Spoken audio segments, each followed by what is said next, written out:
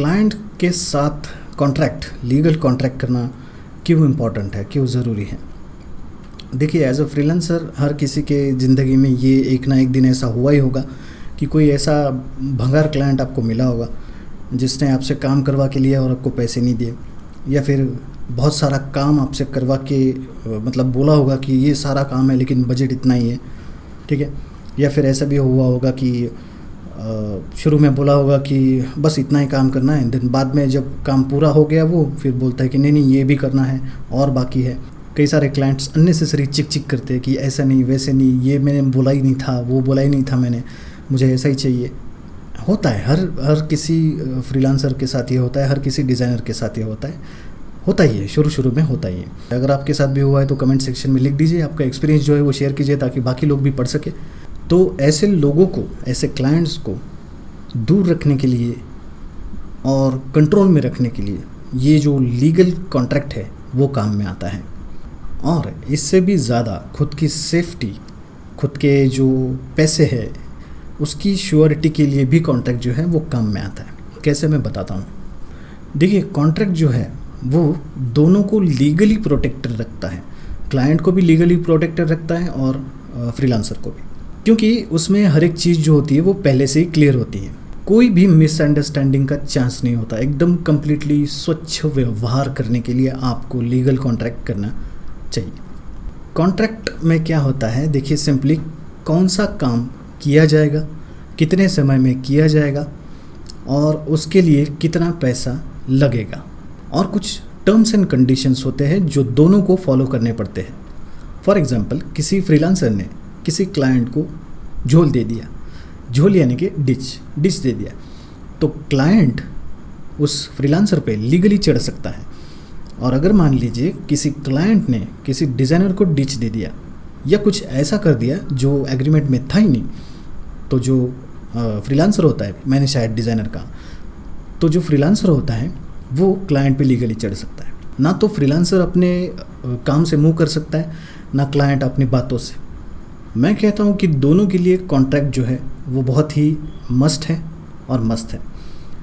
देखिए कैसे, अगर क्लाइंट फेक है, ठीक है, तो कॉन्ट्रैक्ट देख के वो भाग जाएगा, और अगर फ्रीलांसर फेक है तो कॉन्ट्रैक्ट देख के वो भाग जाएगा। नेक्स्ट है, एज अ फ्रीलांसर आप कब कॉन्ट्रैक्ट कर सकते हैं। मैंने कई बार डिज़ाइनर्स को कहा है कि अपनी जो कंपनी है, अपना जो फर्म है, जो बिज़नेस है, उसको रजिस्टर करके रखिए। उसका फ़ायदा क्या होता है कि कॉन्ट्रैक्ट आप आपके बिज़नेस के थ्रू करते हैं, एंड इफ़ इन केस, होता नहीं है बट इफ़ इन केस अगर कोई लीगल एक्शन क्लाइंट की तरफ से ली जाती है तो उस टाइम पे आपकी प्रॉपर्टी, प्राइवेट प्रॉपर्टी, पर्सनल जो एसेट्स है जैसे कि कैश हो गया, वो सेफ़ रहता है, उसको धक्का नहीं लगता। तो इसीलिए मैं कई बार कह चुका हूँ कि अपनी फर्म को रजिस्टर करके रखना अच्छी बात होती है। भले ही आप सिंगल प्रोप्राइटर हो, फिर भी आप आपकी एक छोटी सी फर्म ओपन कीजिए, बिज़नेस ओपन कीजिए, उसको रजिस्टर कर लीजिए। ये इसका फ़ायदा है। कॉन्ट्रैक्ट इसलिए ज़रूरी है क्योंकि इसमें स्कोप ऑफ वर्क होता है। स्कोप ऑफ वर्क यानी कि पहले से ही सब कुछ डिफाइन रहता है कि आप एज अ फ्रीलांसर कौन सा काम करने वाले हो, कितने समय में करने वाले हो और उसके लिए कितने चार्ज करने वाले हो, ठीक है। और आपके टर्म्स एंड कंडीशंस भी उसमें रहते हैं और क्लाइंट की रिक्वायरमेंट भी उसमें हो सकते हैं। एंड क्लाइंट की रिक्वायरमेंट कॉन्ट्रैक्ट में होने की वजह से क्लाइंट जो है वो आपको एक्स्ट्रा वर्क करने के लिए फोर्स नहीं कर सकता। मान लीजिए कोई लोगो डिज़ाइन है, उसका कॉन्ट्रैक्ट हुआ है, लोगो कंप्लीट हो गया, फिर क्लाइंट आपसे बिजनेस कार्ड या फिर ब्रोशर या फिर लेटर हेड ये मांग नहीं सकता। ये फ़ायदा होता है कॉन्ट्रैक्ट का। तो कॉन्ट्रैक्ट दोनों तरफ से साइन होने के बाद आपको भेजना होता है इनवॉइस।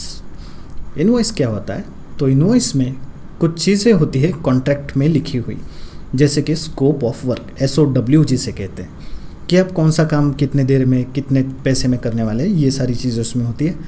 देन उसमें होता है इन्फॉर्मेशन पेमेंट मेथड का, आप किस तरह से पेमेंट क्लाइंट से लेना चाहते हैं, कैश में, चेक में, ऑनलाइन ट्रांसफ़र या जो भी है, उस बारे में इन्फॉर्मेशन होती है।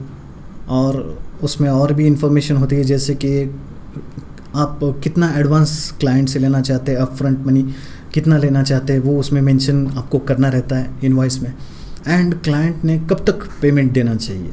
फॉर एग्जांपल प्रोजेक्ट ख़त्म होता है 15 तारीख को, तो आप इनवॉइस में लिख सकते हैं कि आप अगर प्रोजेक्ट 15 तारीख को ख़त्म होता है तो आपने ज़्यादा से ज़्यादा 25 तारीख तक मेरा पूरा पेमेंट क्लियर कर देना चाहिए, ये इनवॉइस में लिखा होता है। एंड फ्रीलांसिंग से रिलेटेड आपको अगर और वीडियोस चाहिए तो प्लीज़ इस वीडियो को लाइक कीजिए, शेयर कीजिए, कमेंट कीजिए, कुछ पूछिए एंड क्वेश्चन करना ना भूले, बिकॉज ये सीरीज़ जो है वो क्वेश्चंस के बेस पे चलती है। आपके माइंड में जो भी फ्रीलांसिंग से रिलेटेड क्वेश्चंस आ रहे हैं, चाहे वो ग्राफिक डिज़ाइन फ्रीलांसिंग से रिलेटेड हो या फिर बाकी किसी फ्रीलांसिंग से रिलेटेड, तो आप इस वीडियो के कमेंट सेक्शन में आपका क्वेश्चन लिख दीजिए, मैं उसका आंसर डेफिनेटली करूँगा।